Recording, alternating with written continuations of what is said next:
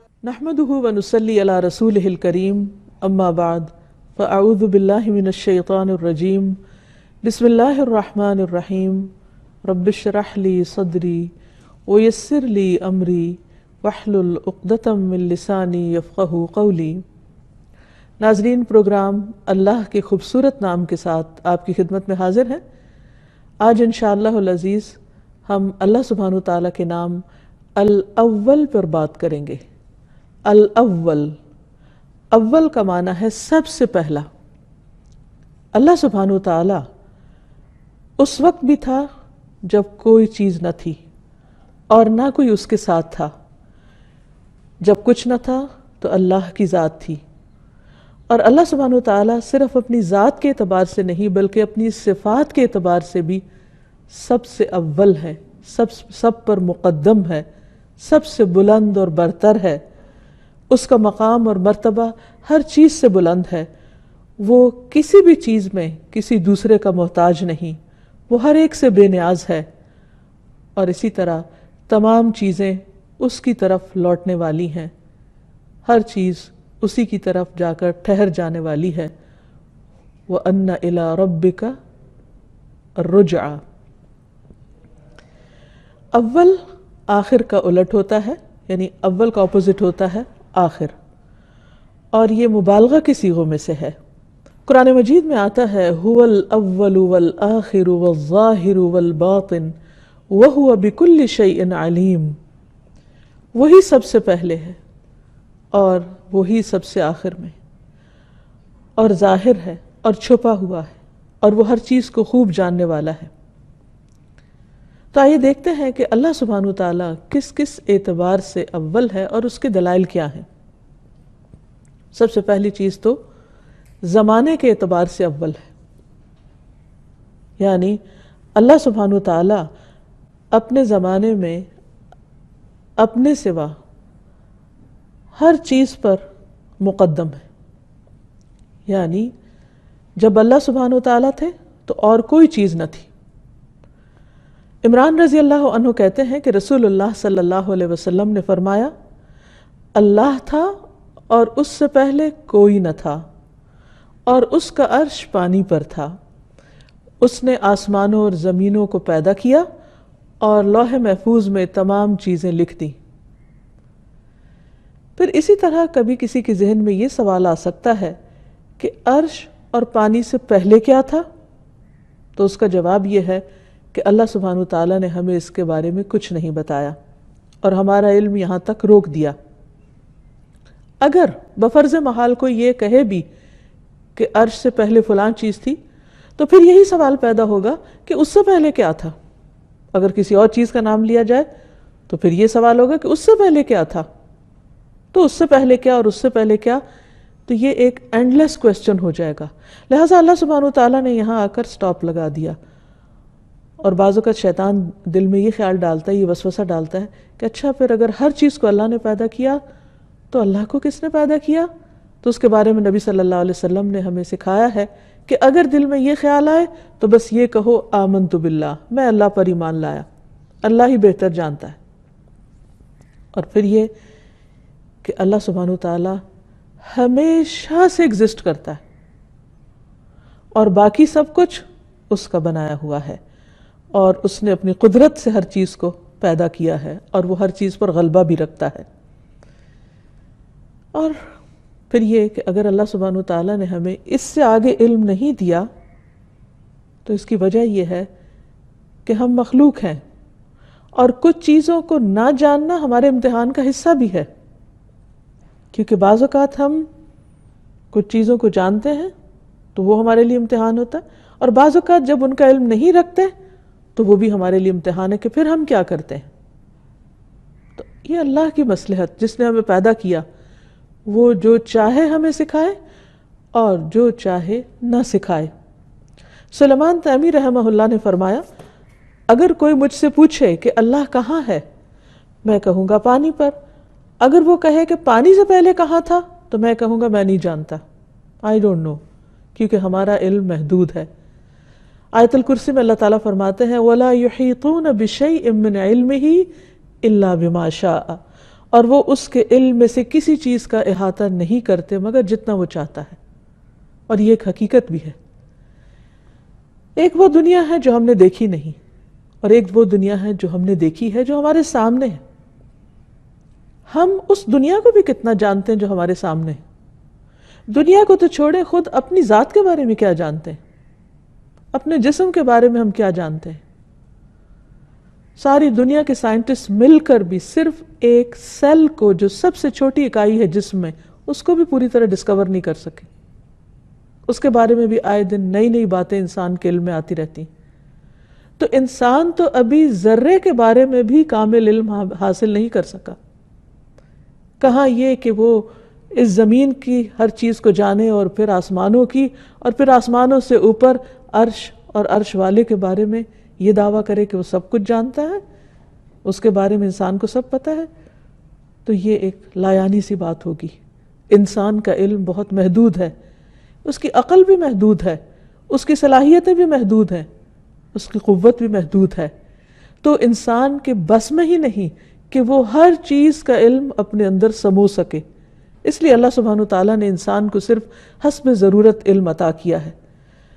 انسان تو انسان، فرشتوں نے بھی اس بات کا اقرار کیا تھا کہ ان کا علم بھی محدود ہے. اللہ سبحانہ وتعالیٰ نے آدم علیہ السلام کو پیدا کرنے کے بعد جب انہیں کچھ چیزوں کے نام سکھائے اور پھر انہیں فرشتوں کے سامنے پیش کیا کہ انبئونی باسماء ہؤلاء، تم مجھے ان چیزوں کے نام بتاؤ، تو وہ نہیں بتا سکے. انہوں نے کیا کہا؟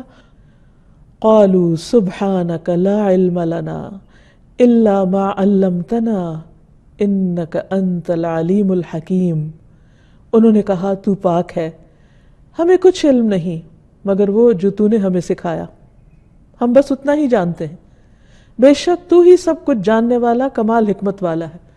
تو اس سے یہ پتہ چلتا ہے کہ انسان کا علم بہت محدود ہے، فرشتوں کا علم بہت محدود ہے، اور باقی مخلوقات بھی اپنے اپنے دائرے میں گھوم رہی ہیں. صرف ان کو یہ پتہ ہے کہ ان کو کیا کرنا ہے، وہ سب چیزوں کے بارے میں نہیں جانتے. کلی علم، کامل علم، کمپلیٹ نالج صرف اور صرف اللہ سبحانہ وتعالیٰ کا ہے.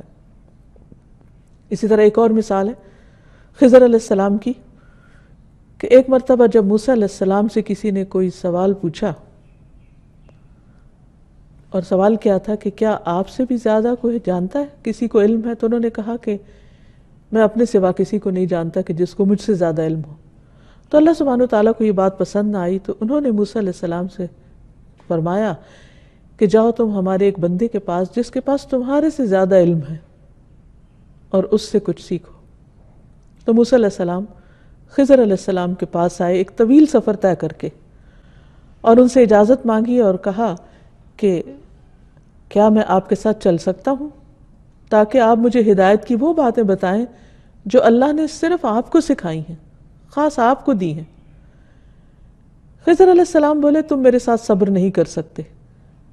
اے موسیٰ، مجھے اللہ نے ایسا علم دیا ہے جسے تم نہیں جانتے، اور تم کو جو علم دیا ہے اسے میں نہیں جانتا.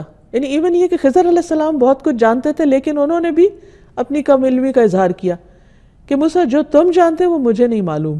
کیونکہ ہر مخلوق کو یا ہر انسان کو اللہ سبحانہ وتعالیٰ نے ایک خاص فیلڈ میں جو بھی علم دیا ہے اس سے اوپر کسی اور کو پھر رکھا ہے.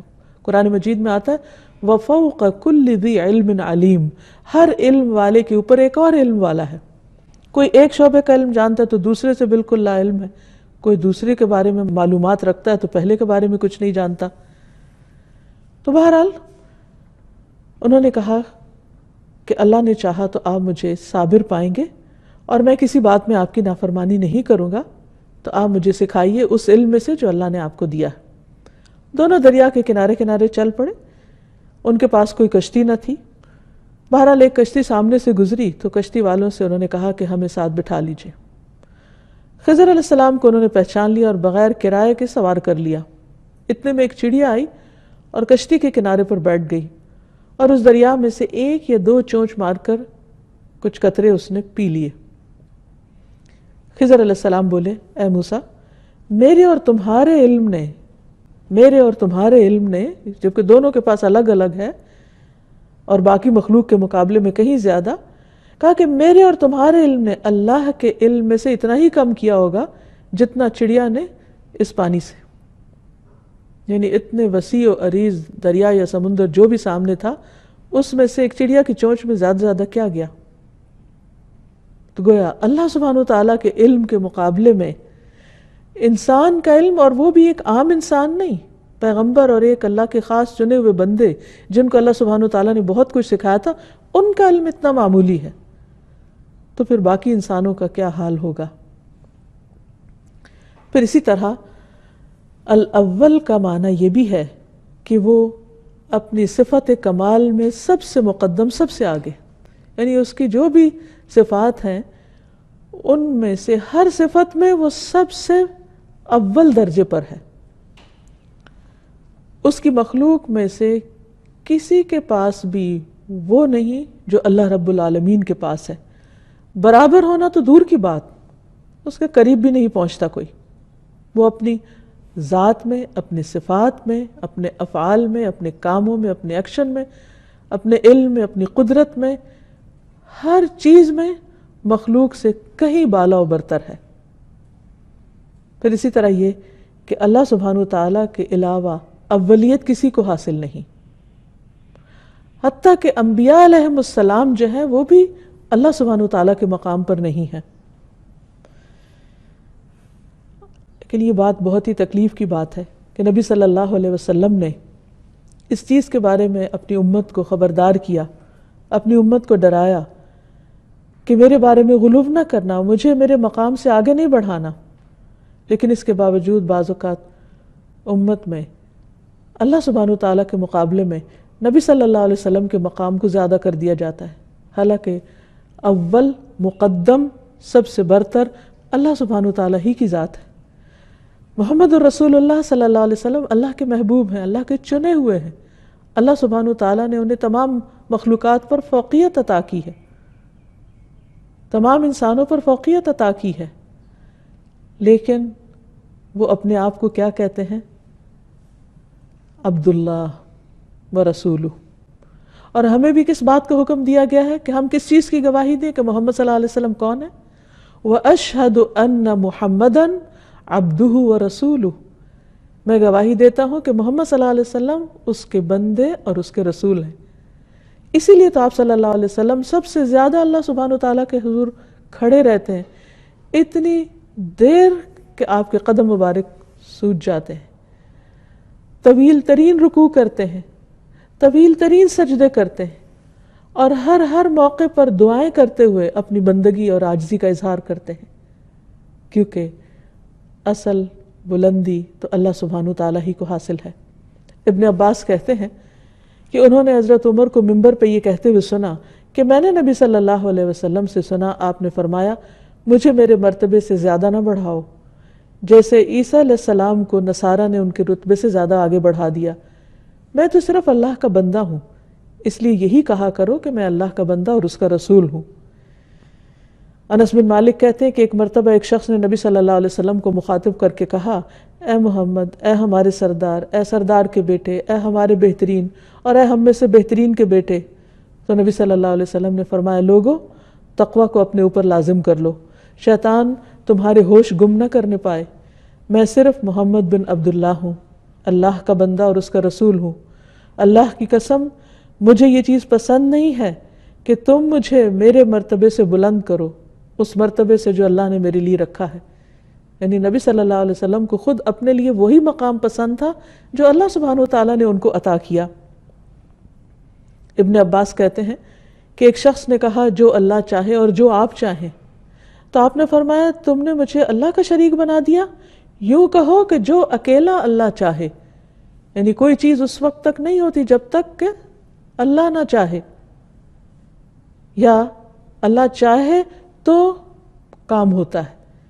تو اس لیے اس میں کسی بندے کو شریک کرنا یہ شرک میں شامل ہو جاتا ہے. پھر اسی طرح اللہ سبحانہ وتعالیٰ اپنی تخلیق کے اعتبار سے بھی اول ہے، یعنی سب سے پہلے اسی نے چیزوں کو ایجاد کیا، ان کی صورت بنائی، ان کی تخلیق کی، اور ہر چیز پہلی بار اللہ ہی نے بنائی.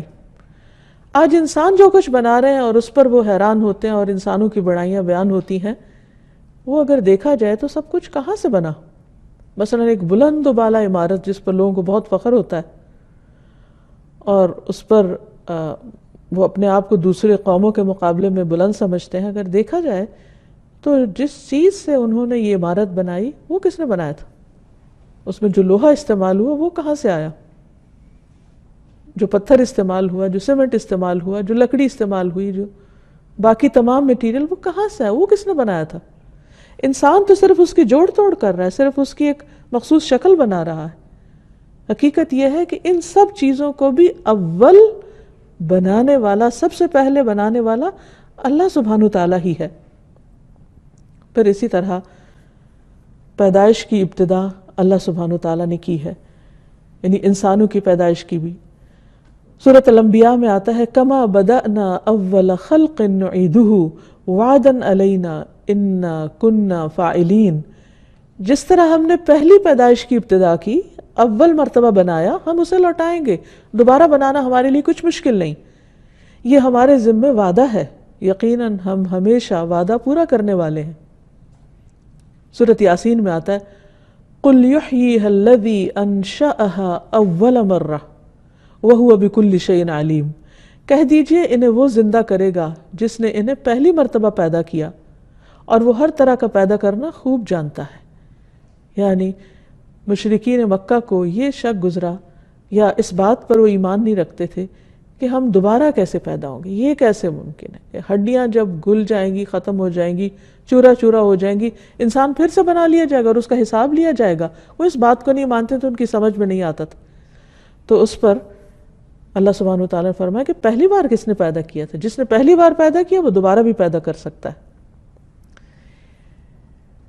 اللہ سبحانہ وتعالیٰ نے بے شمار چیزیں بنائی، لیکن یہ بھی یاد رہے کہ سب سے پہلی چیز جو اس نے بنائی وہ قلم تھا۔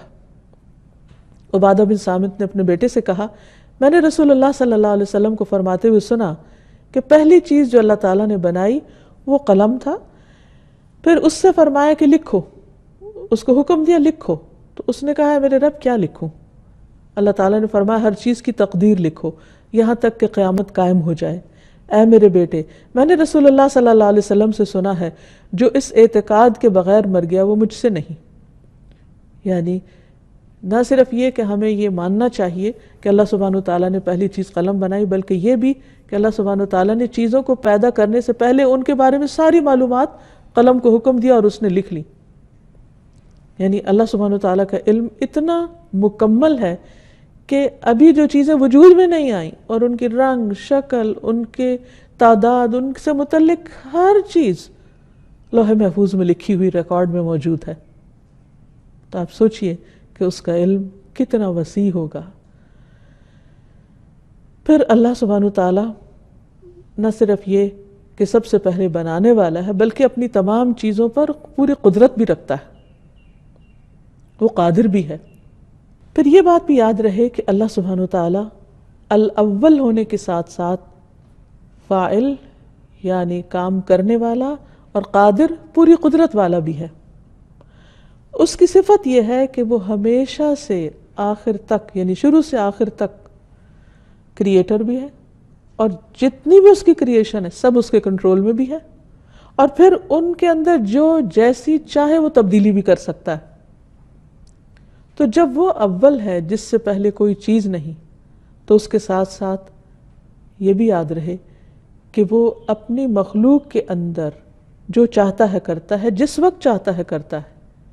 قرآن مجید میں آتا ہے ذو العرش المجید فعال لما یرید، کہ وہ بہت بزرگ عرش والا ہے یا عرش کا مالک ہے، بڑی شان والا ہے، جو چاہتا ہے کر گزرتا ہے۔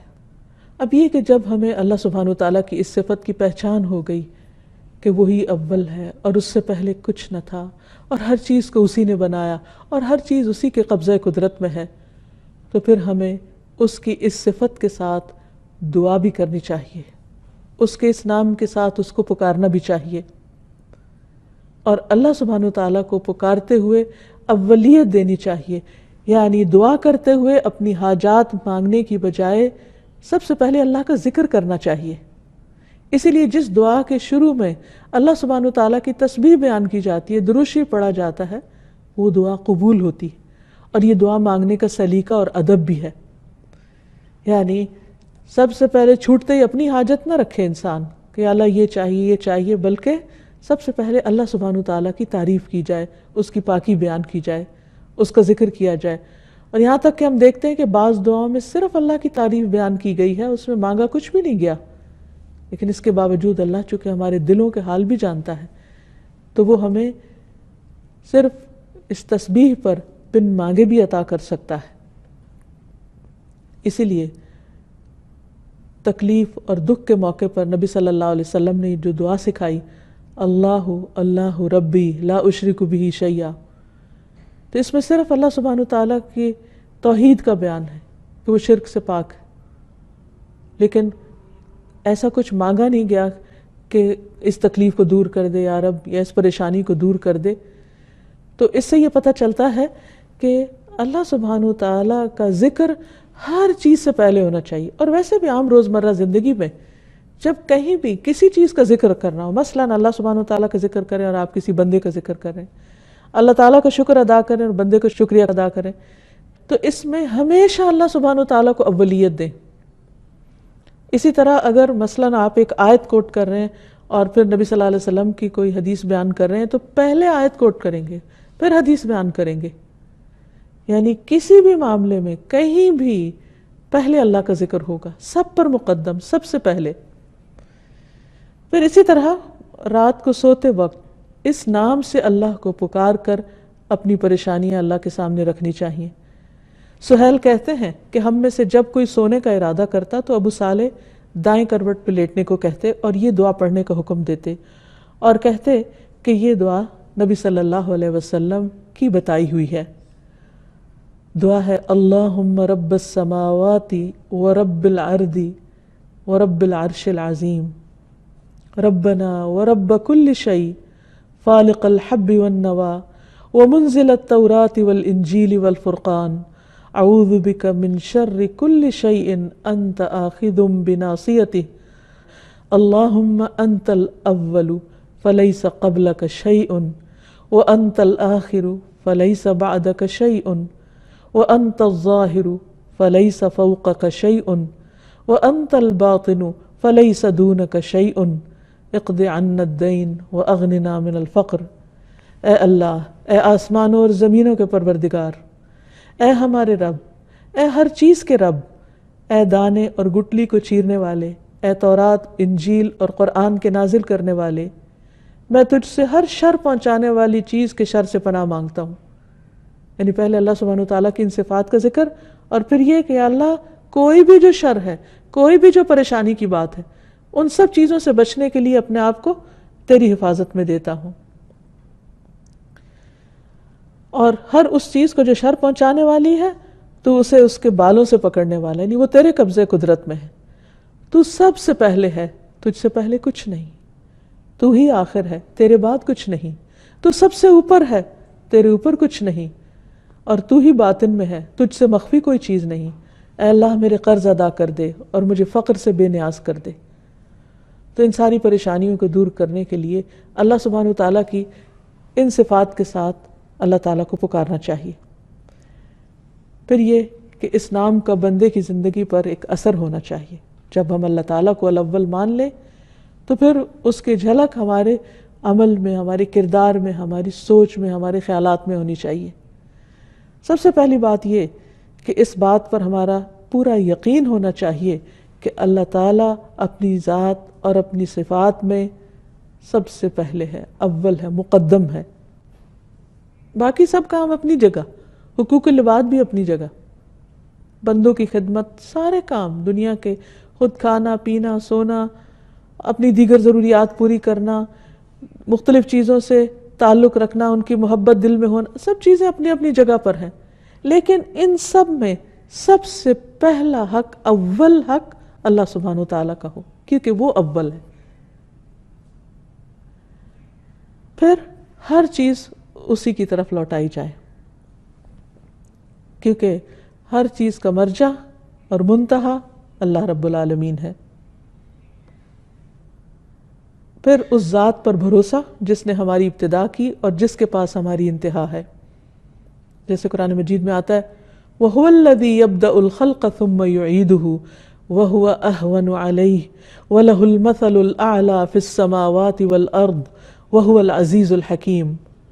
وہی ہے جو خلق کو پہلی بار پیدا کرتا ہے, سب سے پہلے اسی نے بنایا, پھر دوبارہ بھی پیدا کرے گا, اور وہ اسے زیادہ آسان ہے, اور آسمانوں اور زمین میں سب سے اونچی شان اسی کی ہے, اور وہی سب پر غالب اور حکمت والا ہے.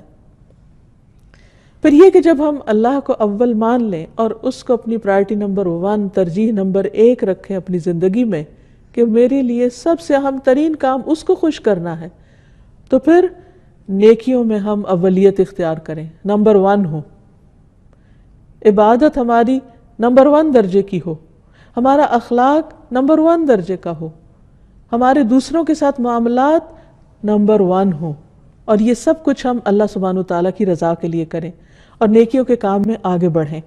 کیونکہ صرف اتنا کافی نہیں کہ ہم جان لیں اللہ اول ہے اور وہ ہماری پرائرٹی نمبر 1 ہے, پھر یہ بھی دیکھیں کہ ہم اس کی طرف بڑھنے میں کیا طریقہ اختیار کر رہے ہیں.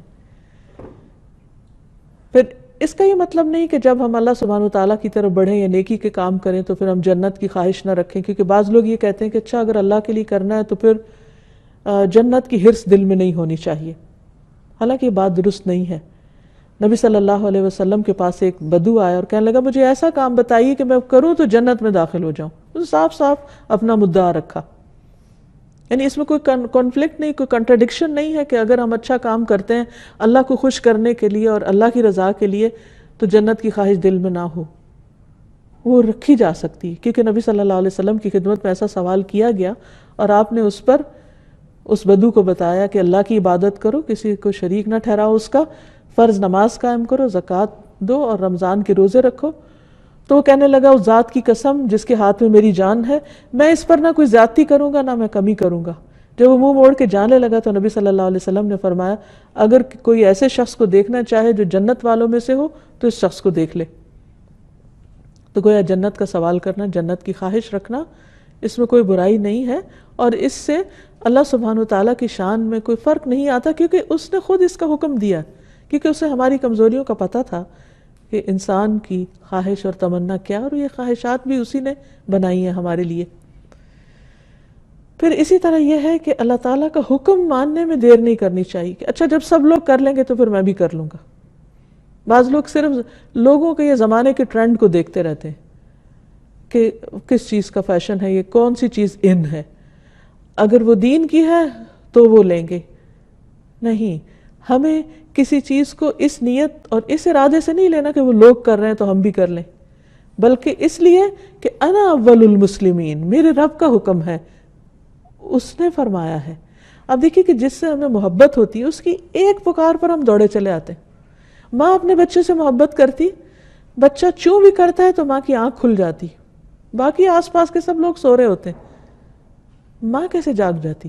کیونکہ دل میں محبت ہے, ایک چاہت ہے, ایک رحم ہے, ایک کیئر ہے, کنسرن ہے, خیال ہے, تو اسے بٹھاتا ہے. تو پھر سوچئے کہ اگر ہمیں اللہ سبحانہ وتعالیٰ کی ذات اس بچے سے زیادہ پیاری ہو جائے, اور ہونی بھی چاہیے, کیونکہ اللہ تعالیٰ خود فرماتے ہیں والذین آمنوا اشد حبا للہ, وہ لوگ جو ایمان والے ہیں وہ اللہ سے شدید محبت رکھتے ہیں, سب سے زیادہ محبت رکھتے ہیں. پھر یہ کیسی محبت ہے کہ زبان سے ہم دعویٰ بھی کریں اور پھر جب اللہ کا حکم آئے تو ہم لبیک نہ کہیں, اور ہم صرف یہ دیکھتے ہیں اچھا ابھی کون اٹھا ہے اور کون نہیں. فار ایگزامپل نماز ہی کا وقت ہے, اللہ تعالیٰ فرماتا ہے حی علی الصلاۃ حی علی الفلاح, او نماز کی طرف, او کامیابی کی طرف, پکار آ رہی ہے, اور ہم یہ دیکھتے رہے اچھا فلاں نے پڑھ لی, فلاں اٹھ گیا, فلاں پڑھ لے تو پھر اس کے بعد میں اٹھوں گی. نہیں, اللہ کی طرف سے اس پکار کا آنا ہی کافی ہے, اور مجھے اپنے عمل کا حساب دینا اور مجھے اپنی محبت کا پروف دینا ہے کہ میں سب سے پہلے آ رہی ہوں. جیسے موسیٰ علیہ السلام اپنی قوم سے آگے چلے گئے اللہ کی ملاقات کے لیے, وَعَجِلْتُ إِلَيْكَ رَبِّ لِتَرْضَىٰ, میں تیری طرف جلدی آ گیا اس لیے کہ اے رب تو مجھ سے راضی ہو جائے. تو جو بندہ اللہ سے محبت کرتا ہے وہ لازماً اللہ کو راضی کرنا چاہے گا, اور وہ کاموں میں سستی اور تاخیر نہیں کرے گا جیسے منافقین کی صفت ہے. وَإِذَا قَامُوا إِلَى الصَّلَاةِ قَامُوا كُسَالَىٰ، جب وہ نماز کے لیے کھڑے ہوتے ہیں تو سستی کے مارے اٹھتے ہیں، نہ ہی پڑھنی پڑتی تو اچھا تھا، کیونکہ دل میں محبت جو نہیں، ایمان جو نہیں۔ تو اس لیے اللہ سبحانہ وتعالیٰ نے ہمیں حکم دیا ہے فَفِرُّوا إِلَى اللَّهِ، اللہ کی طرف دوڑو، فَاسْتَبِقُوا الْخَيْرَاتِ، نیکیوں میں جلدی کرو، نیکیوں میں دوڑ لگا دو، ایک دوسرے سے آگے بڑھو۔ سابقوا الى مغفرة من ربكم وجنة عرضها كعرض السماء والأرض اعدت للذين آمنوا بالله ورسله ذلك فضل الله يؤتيه من يشاء والله ذو الفضل العظيم۔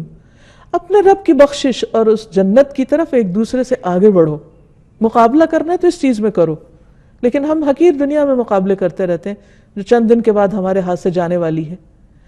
فرمایا اس جنت کی طرف دوڑو جس کی چوڑائی آسمانوں اور زمین کی چوڑائی کی طرح ہے، یعنی ایک ایک بندے کی جنت اتنی بڑی ہوگی جتنی یہ زمین یا اس سے بھی زیادہ۔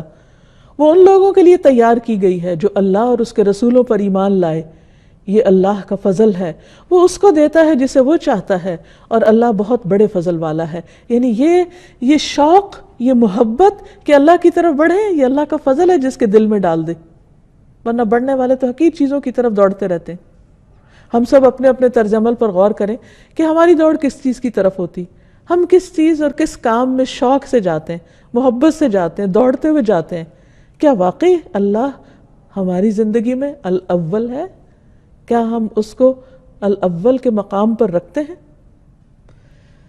اللہ کے مقرب فرشتوں کی صفت قرآن مجید میں بیان کی گئی ہے، فَالسَّابِقَاتِ سَبْقًا فَالْمُدَبِّرَاتِ أَمْرًا، پھر جو آگے نکلنے والے ہیں وہ آگے بڑھ کر اپنا کام کرتے ہیں، اور پھر جو ہر کام کی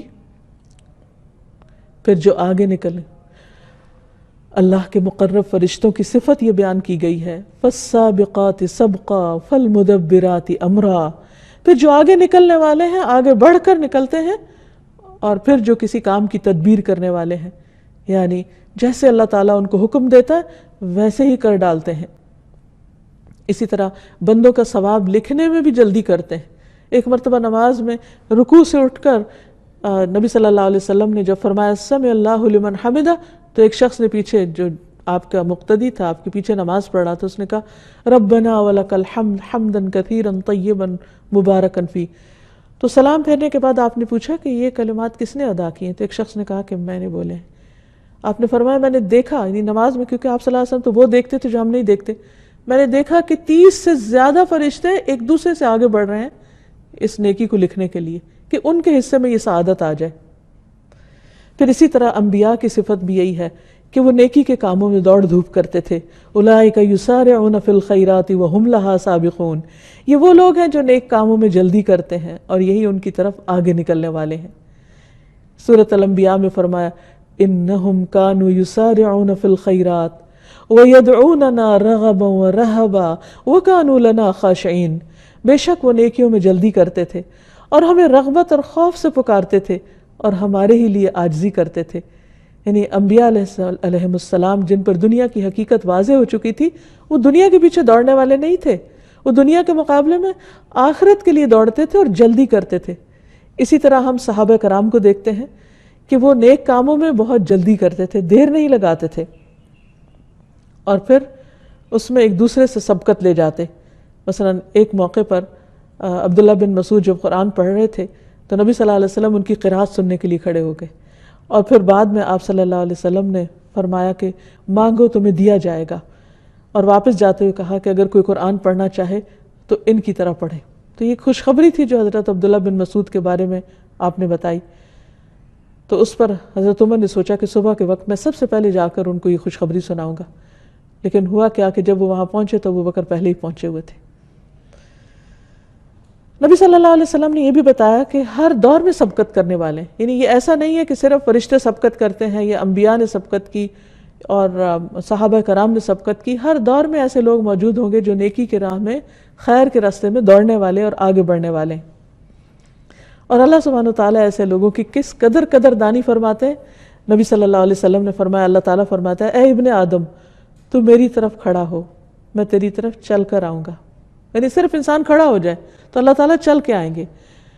تو میری طرف چل کر آ تو میں تیری طرف دوڑ کر آؤں گا.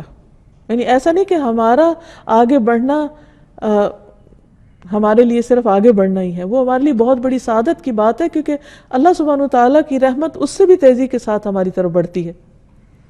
اور ایسے لوگوں کی جزا کیا ہے؟ سورۃ التوبہ میں اللہ تعالیٰ فرماتے ہیں والسابقون الاولون من المہاجرین والانصار والذین اتبعوہم باحسان رضی اللہ عنہم ورضوا عنہ وأعد لهم جنات تجری تحتها الانہار خالدین فیہا ابدا ذلک الفوز العظیم. اور مہاجرین و انصار میں سے سبقت کرنے والے سب سے پہلے لوگ، اور وہ لوگ جو نیکی کے ساتھ ان کے پیچھے آئے، یعنی بعد کے دور میں بھی انہی کے رستے پہ چل رہے ہیں، اللہ ان سے راضی ہو گیا اور وہ اللہ سے راضی ہو گئے، اور اس نے ان کے لیے ایسے باغ تیار کیے جن کے نیچے نہریں بہتی ہیں اور ان میں وہ ہمیشہ رہنے والے ہیں. یہی بہت بڑی کامیابی ہے. پھر یہ کہ جو سابقون ہیں، آگے بڑھنے والے ہیں، ان کی جزا قرآن بتاتا ہے والسابقون السابقون اولئک المقربون. جو پہل کرنے والے ہیں وہ آگے ہی بڑھنے والے ہیں اور وہی مقرب ہیں، یعنی اللہ سبحانہ وتعالیٰ کے قریب ترین ہیں. فی جنات النعیم، نعمتوں بھرے باغوں میں ہوں گے. ثلۃ من الاولین وقلیل من الآخرین، پہلے گروہ میں سے زیادہ ہوں گے اور بعد والوں میں سے کم ہوں گے. علی سرر موضونہ متکئین علیہا متقابلین یطوف علیہم ولدان مخلدون باکواب واباریق وکأس من معین لا يصدعون عنها ولا ينزفون وفاكهة مما يتخيرون ولحم طير مما يشتهون. سونے اور جواہر سے بنے ہوئے تختوں پر آرام کر رہے ہوں گے، ان پر تکیے لگائے ہوئے آمنے سامنے بیٹھنے والے ہوں گے، ان پر چکر لگا رہے ہوں گے وہ لڑکے جو ہمیشہ لڑکے ہی رہیں گے. ایسے کوزے اور سراہیاں اور لبالب بھرے ہوئے پیالے لے کر جو بہتی ہوئی شراب کے ہوں گے، وہ نہ اس سے سردرد میں مبتلا ہوں گے نہ بہکیں گے. اور ایسے پھل لے کر جنہیں وہ پسند کرتے ہیں، اور پرندوں کا گوشت لے کر جس کی وہ خواہش رکھتے ہیں. تو بات یہ ہے کہ السابقون الاولون بننے کے لیے ضروری ہے کہ ہم اچھے اچھے کام جلدی کریں، اول وقت میں کریں. مثلا نبی صلی اللہ علیہ وسلم نے دن کے پہلے حصے میں کام کرنے والوں کو برکت کی دعا دی. فرمایا اللہم بارک لامتی فی بکورہا، اے اللہ میری امت کی صبح میں برکت ڈال دے. پھر اول وقت میں نماز پڑھنے کی فضیلت زیادہ ہے. نبی صلی اللہ علیہ وسلم سے سوال کیا گیا کہ سب سے افضل عمل کون سا ہے؟ تو آپ نے فرمایا الصلاۃ فی اول وقتہا، نماز اول وقت میں ادا کرنا. پھر اسی طرح صبح اول وقت میں مسجد جانا، پہلی صف میں شریک ہونا، جمعہ کے دن جلدی مسجد میں جانا. رسول اللہ صلی اللہ علیہ وسلم نے فرمایا جس نے جمعہ کے دن غسل جنابت کیا پھر نماز کے لیے چلا گیا تو گویا اس نے ایک اونٹ کی قربانی کی، اور جو شخص دوسری گھڑی میں چلا تو گویا اس نے ایک گائے کی قربانی کی، جو تیسری میں گیا گویا اس نے ایک سینگ والا دمبا قربانی کیا، اور جو چوتھی گھڑی میں گیا گویا اس نے ایک مرغی قربان کی، اور جو پانچویں گھڑی میں چلا تو اس نے گویا ایک انڈا اللہ کی راہ میں دیا.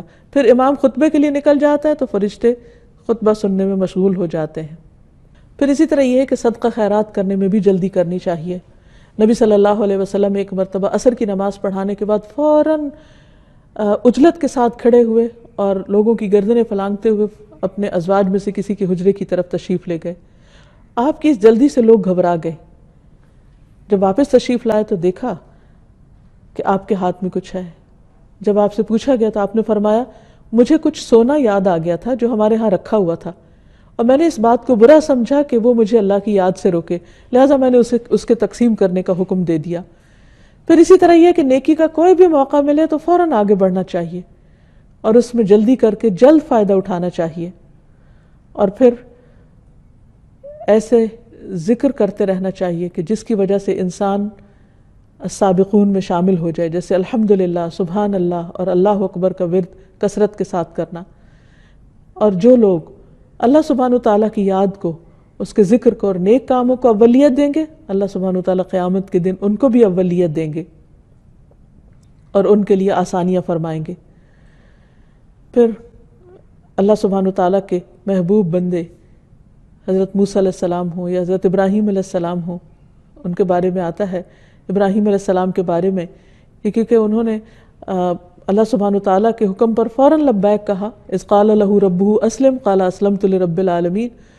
تو نبی صلی اللہ علیہ وسلم نے فرمایا کہ انہیں مخلوق میں سب سے پہلے لباس پہنایا جائے گا، یعنی قیامت کے دن. اسی طرح سب سے پہلے جنت میں جانے والے کون لوگ ہوں گے؟ آپ نے فرمایا میری امت میں سے 70,000 یا 7 لاکھ آدمی جنت میں جائیں گے جو ایک دوسرے کو تھامے ہوئے ہوں گے. ان کا پہلا ابھی اندر داخل نہ ہونے پائے گا جب تک کہ آخری بھی داخل نہ ہو، یعنی اکٹھے گروہ کی شکل میں جائیں گے.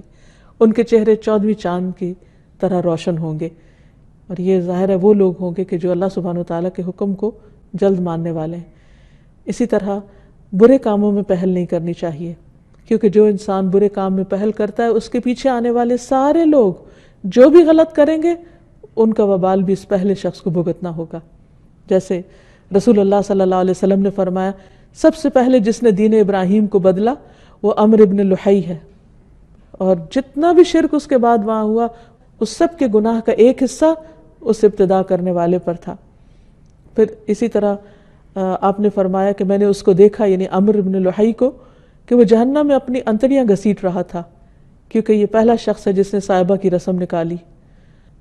تو اللہ سبحانہ وتعالیٰ سے دعا ہے کہ وہ ہمیں جہاں اپنی پہچان دے رہا ہے وہاں اس کے تقاضے پورے کرنے کی بھی توفیق عطا فرمائے، اور اس نام کو جاننے کے بعد ہمیں توفیق دے کہ ہم نیکیوں میں آگے بڑھنے والے ہوں اور اللہ تعالیٰ کے احکام پر سب سے پہلے عمل کرنے والے ہوں.